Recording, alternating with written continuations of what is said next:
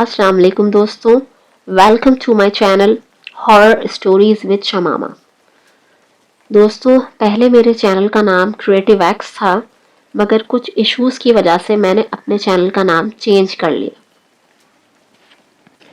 कैसे हैं आप लोग? उम्मीद करती हूँ कि खैरियत से होंगे और जहाँ भी होंगे खुशहाल होंगे, सेहतमंद और तंदुरुस्त होंगे। अल्लाह ताला से यही दुआ है कि आप लोग जहाँ भी हों हमेशा सेहतमंद, तंदुरुस्त और परेशानियों से पाक रहें। आमीन। दोस्तों, आज की जो कहानी है वो फितरत पर मबनी है। ये कहानी मुझे भेजी है अलमास फातिमा और रहमान साहिबा ने कराची से। वो बताती हैं कि शमामा सिस्टर, ये कहानी लखनऊ के एक आबाई गांव भैंसपुरा से ताल्लुक़ रखती है, जहाँ पर नाग देवता का बहुत बड़ा मंदिर है। यहाँ के ज़्यादातर लोग नागों की पूजा करते हैं। जानवर कोई सा भी हो, वो इस वक्त तक इंसान को नुकसान नहीं पहुंचाता जब तक इसको खुद अपनी जान का ख़तरा ना हो। ख़ास तौर पर सांप इस वक्त तक नुकसान नहीं पहुंचाता जब तक हम इस पर हमला ना करें या वो हमारे पैर के नीचे ना आ जाए। अगर सांप को रास्ता दे दिया जाए तो वो खुद चला जाता है। अलमास साहिबा कहती हैं कि अमावस की रात थी। सर्दी बहुत ज़ोर पकड़ रही थी। चरिंद परिंद सर्दी से बचने के लिए पनाह की तलाश में इधर उधर घूम रहे थे। अंधेरा होने से पहले वो अपने अपने घरोंदे और पनाहगाह तक जाना चाहते थे। यही इंसानों का भी हाल था। सब लोग जल्द से जल्द घर की तरफ दौड़ लगा रहे थे, क्योंकि सर्दी के साथ साथ बारिश के भी इम्कानात थे। ऐसे में जमुना अपनी दोनों बच्चियों के साथ घर में दाखिल हुई। जमुना का आदमी मर चुका था। बच्चियां छोटी थीं। वो मिट्टी के खिलौने बनाकर बेचती और जो पैसे मिलते इनसे गुजर बसर करती। अच्छे वक्त में इसने एक गाय, चंद बकरियां, मुर्गियां अपने घर में पाली हुई थी। गाय के दूध से घी, मक्खन, दही मिल जाता। दूध वो बेच देती। बकरियों का दूध घर में काम आ जाता। एक दो मुर्गियां अंडे देती तो वो भी बच्चियों के खाने के काम आते। आज सर्दी की वजह से बच्चियां थक चुकी थीं। जमुना के जोड़ जोड़ में दर्द था। इसने घर में दाखिल होकर चिराग जलाया और चूल्हा जलाया ताकि बच्चियों को दूध गर्म करके दे, और ख़ुद को भी भूख लग रही थी। सुबह की रोटी पड़ी थी। इसने दूध के बर्तन को उठाया। बर्तन खाली था। वो देखकर हैरान रह गई। ये क्या? मैं तो बर्तन में दूध रख कर गई थी। भूख की वजह से वो डब्बे की तरफ बढ़ी जहाँ वो अंडे रखती थी। इसने खुद 4 अंडे रखे थे। वो अंडे भी नहीं थे। वो बहुत परेशान हुई। इसने अपनी बेटी लता और सरस्वती से पूछा, तुमने अंडे देखे हैं? इन्होंने कहा, अम्मा, सुबह तो यहाँ रखे थे। दूध तुमने छीके में रखा था, फिर कहाँ गया? जमुना ने कहा, अंडे तो शायद कोई चूहा ले गया, पर दूध भगवान जाने कहाँ गया। शायद तुमने जाते जाते पी लिया हो। नहीं अम्मा, हमने नहीं पिया। तुम झूठ बोल रही हो। नहीं अम्मा, सच, हम तो तेरे साथ घर से निकले हैं। जमुना ने प्याज की टोकरी से हरी मिर्च और टमाटर निकालकर चटनी बनाई। सर्दी हड्डियों को तोड़कर घुसना चाहती थी। जमुना ने अदरक का कहवा बनाया और बिस्तर करके बच्चियों को सोने को कहा। खुद लेट गई। अभी इसे लेटे हुए चंद मिनट गुजरे ही थे कि इसे महसूस हुआ कोई चीज़ इधर से उधर रेंगती हुई गई है। साथ साथ इसके मुंह से अजीब सी आवाज़ें आ रही हैं, जैसे सांप फुंकारता है। इसने चिराग उठाकर बच्चियों के बिस्तर की तरफ देखा। कुछ भी नहीं था। फिर अपने पलंग की तरफ देखा। इसे कुछ नज़र नहीं आया। बहरहाल नींद कांटों पर भी आ जाती है। सुबह तड़के वो उठी। इसने गाय का दूध निकाला, चूल्हा जलाया, ओपले थाप कर गाय बकरियों को चारा डाला। फिर वो मुर्गियों के डरबे की तरफ गई। इन्हें दाना डालकर इसने सोचा, मैं देख लूँ अंडे दिए हैं इसने। دیکھا مرغیاں ڈری سہمی بیٹھی ہیں، انڈے نہیں ہیں۔ بکریاں بھی ڈری سہمی کھڑی ہیں۔ جمنا پریشان ہو گئی۔ آخر کیا بات ہے جس سے یہ پریشان ڈرے سہمے ہیں؟ اس نے ارد گرد نظر ڈالی مگر کچھ نہ نظر آیا۔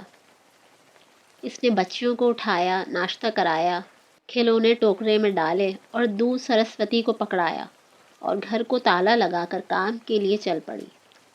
سردی بہت تھی، ابر چھایا ہوا تھا، دھوپ کا نام و نشان نہیں تھا۔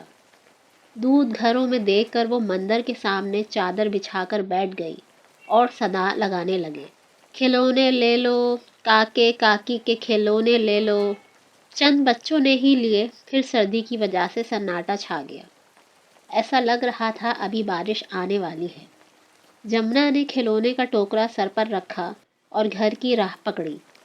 آج وہ جلد ہی گھر آ گئی اور بچیوں سے کہا، گھر بہت پھیلا ہوا ہے، تم دونوں مل کر صاف کرو، میں رسوئی میں بھوجن تیار کرتی ہوں۔ آج اوپلے بھی نہیں سوکھے۔ اس نے سوچا کہیں بارش نہ ہو جائے۔ وہ سوکھے گیلے اوپلے باہر اٹھا کر لے آئی اور اس نے اس کوٹری کی راہ لی جہاں وہ لکڑیاں، اوپلے اور گھر کا دیگر سامان رکھتی تھی۔ اس نے اوپلے زمین پر بچھا دیے تاکہ سوکھ جائیں۔ سوکھے ہوئے اوپلے اٹھائے اور باہر رسوئی کی طرف چل پڑی۔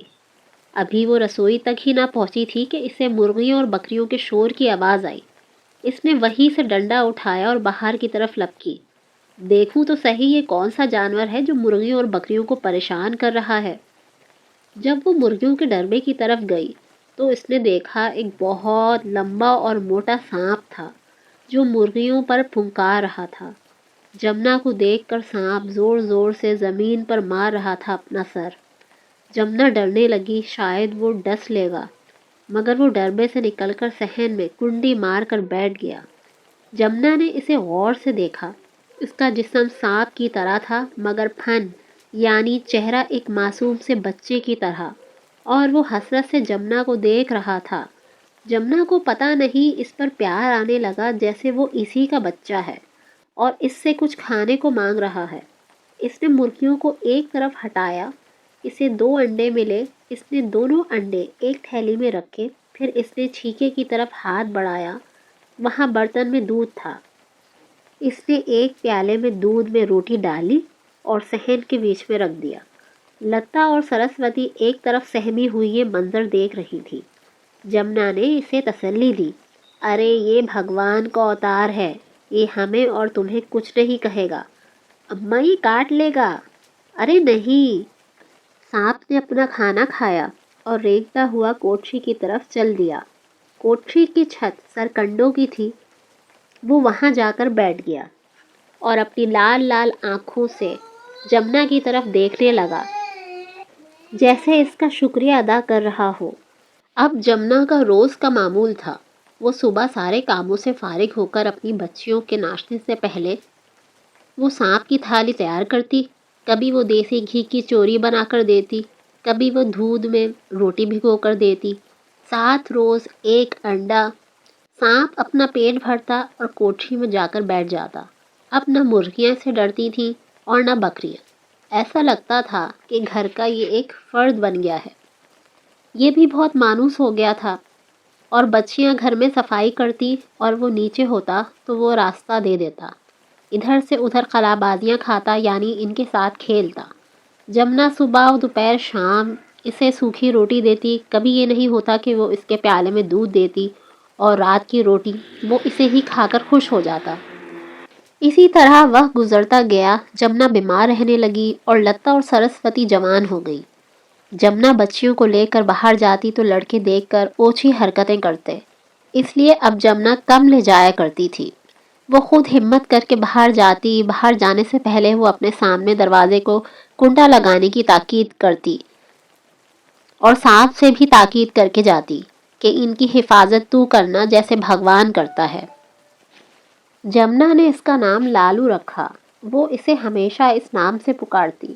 لالو بھی جمنا کی ایک آواز پر رینگتا ہوا آ کر اس کے قدموں میں بیٹھ جاتا۔ ایک صبح بہت ہی حبس ہو رہا تھا، گرمی سے جسم پسینے سے تر بتر تھا۔ جمنا نے سوچا گھر میں کچھ بھی نہیں ہے، شہر جا کر ایک بکری اور بکرا فروخت کر دیتی ہوں، واپسی پر راشن گھر لے آؤں گی۔ جب بھی کوئی برا وقت آتا، جمنا بکری وغیرہ فروخت کر کے اپنی ضرورت کو پورا کرتی۔ بکریاں دوسرے بچے جنم دیتی، وہ انہیں اسی دن کے لیے بڑی حفاظت سے رکھتی، سردی گرمی بارش سے بچاتی۔ وہ جانا ہی چاہتی تھی کہ یکدم بارش نے زور پکڑ لیا۔ شام ہو گئی، رات نے اندھیرے کا لبادہ اوڑھ لیا۔ جمنا کے ساتھ ساتھ صبح سے بچیوں نے بھی کچھ نہیں کھایا۔ گھر میں دودھ کے علاوہ اناج کا دانہ نہیں تھا۔ لالو بھی بارش کی وجہ سے ایک طرف کنڈلی مارے بیٹھا تھا۔ جمنا اٹھی، اس نے ایک پیالی لالو کو دودھ دیا اور تھوڑا سا جو بچا وہ اپنی بیٹیوں سے کہا، پی لو۔ لتا اور سرسوتی نے پی لیا، مگر جمنا نے دیکھا کہ لالو نے وہ دودھ نہیں پیا۔ وہ جمنا کی طرف حسرت و یاس سے دیکھ رہا تھا، جیسے وہ کہنا چاہتا ہو، اماں تو بھی تو صبح سے بھوکی ہے، تیری بوڑھی جان میں اتنی شکتی ہے جو تو بھوک برداشت کر سکے۔ جمنا نے لالو کو غصے سے دیکھا۔ دودھ کیوں نہیں پیتا؟ کہاں سے تیرے لیے انڈے اور روٹی لاؤں؟ تیرے نخرے بڑے ہیں۔ تو چل جا باہر، تجھے بہت سی چیزیں کھانے کو مل جائیں گی۔ میرا کوئی کمانے والا تھوڑی ہے۔ پتہ نہیں یہ برسات کب بند ہوگی۔ میری بکریاں اور گائے بھی بھوکی ہیں۔ میں ان کے لیے گھاس پھوس بھی نہیں لائی۔ بھگوان میں کیا کروں؟ کاش میرا کوئی بیٹا ہی ہوتا جو میری مدد کرتا۔